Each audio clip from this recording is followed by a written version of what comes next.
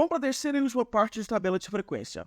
Agora nós vamos ver um exercício de aplicação. Nós vamos ver algumas tabelas de frequência, como a gente pode ler essas tabelas, deve ler essas tabelas. E também, se você quiser representar uma tabela de frequência, como você deve representar. Beleza? Vamos lá.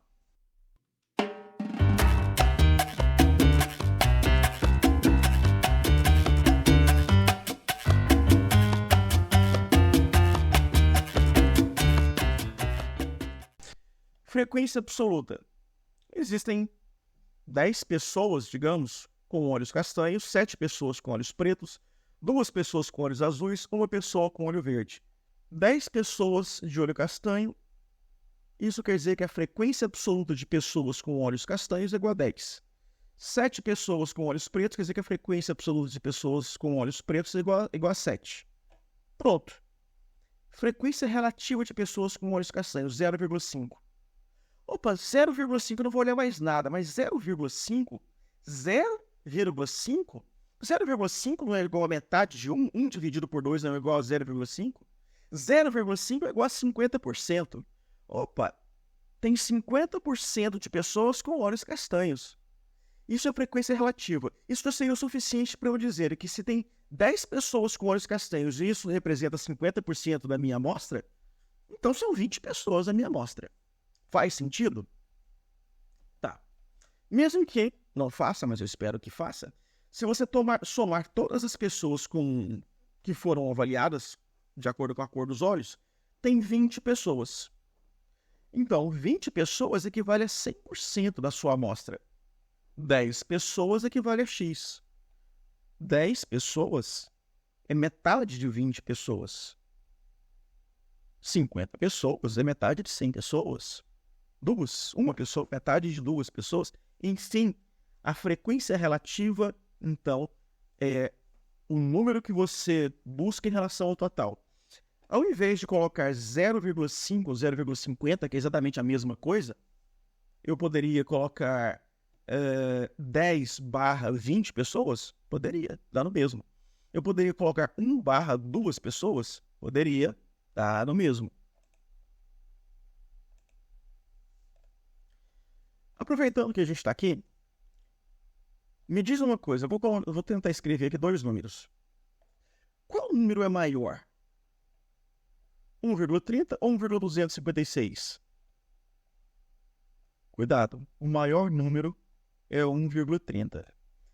Esse zero aqui não conta. 1,3 e 1,2. Qual número é maior? É 1,3, não é? Esse 2 aqui é a primeira casa decimal. O 1,3 é maior do que 1,2. Eu posso colocar o número que eu quiser aqui. Qual número é maior? O 1,5 é maior do que 1,499. A seguinte amostra que resultou da observação da variável número de filhos em 20 pessoas de uma maternidade. Então, chegaram a 20 pessoas e perguntaram a essas pessoas o número de filhos que ela tem, cada uma delas tem. E as respostas foram essas aqui. De repente a pessoa está na maternidade porque está grávida e não porque teve filho. Então tudo bem ter 0 filhos. Aí a gente fez, então, essa tabela de frequência. As classes aqui não têm intervalo. São, no caso, não precisa. Pessoas com nenhum filho, 1, 2 e 3 filhos. Se você contar aqui, quantas pessoas têm 0 filhos? 1, 2, 3, 4, 5. Então, 5 pessoas com 0 filhos. Isso é frequência absoluta. Se você somar todo mundo, deu 20 pessoas. A partir da frequência absoluta, você consegue formar a frequência relativa. 20 pessoas equivale a 100% da sua amostra. Dessas 20 pessoas, por exemplo, 5 não tem filhos. Isso representa quanto em porcentagem? 20 vezes x é igual a 500. X vai ser igual a 500 dividido por 20. X vai ser igual a 25%. Beleza. Isso a gente já tinha feito. Frequência absoluta, frequência relativa. Mas a gente ainda tem a frequência absoluta acumulada e a frequência relativa acumulada. Nada demais. A frequência absoluta acumulada implica você somar os números anteriores. Quantas pessoas têm 0 filhos? 5. Quantas pessoas têm 0 ou 1 filho? 5 mais 8, 13. Quantas pessoas têm 0, 1 ou 2 filhos? Se eu somar aqui, eu vou encontrar que tem 18 pessoas que não têm filhos, têm 1 ou 2 filhos. Quantas pessoas não têm filhos, têm 1, 2 ou 3 filhos? 20 pessoas têm essa quantidade de filhos. Acumulado é só a soma. Isso pode ser muito útil exatamente nesses casos. Quantas pessoas têm até 2 filhos? Quantas pessoas ganham até 2 salários mínimos? Quantas pessoas ganham até 4 salários mínimos? Quantas pessoas ganham até 5 salários mínimos? Você vai somando frequência acumulada. E a frequência relativa acumulada, mesma coisa, se eu somar quantas pessoas não têm filhos? 25%. Quantas pessoas têm até um filho? 65%. 25 mais 40, 65. E para finalizar, agora com aquele intervalo de classe.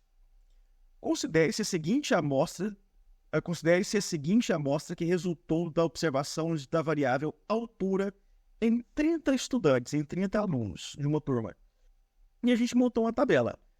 Quantas pessoas têm de 131 centímetros a 141, 141 a 151, 151 a 161 e por aí vai. Mas observa o seguinte, a pessoa com menor altura desse grupo tem 131 centímetros. Então eu posso colocar 131 centímetros fechado, incluindo, portanto, a pessoa que tem 131 centímetros até 141. A pessoa que tem 141 é incluída nessa lista, caso exista alguém com exatamente 141 centímetros? Não, ela não é. Porque aqui eu incluo pessoas de 131 centímetros até a altura imediatamente inferior a 141. Porque o 141 vai entrar aqui na classe de baixo. Então aqui eu tenho pessoas que têm de 141 centímetros até um número abaixo de 151, porque está aberto no 151. Aqui está fechado no 151. Então, quantas pessoas têm de 131 a 140 centímetros? 2 pessoas.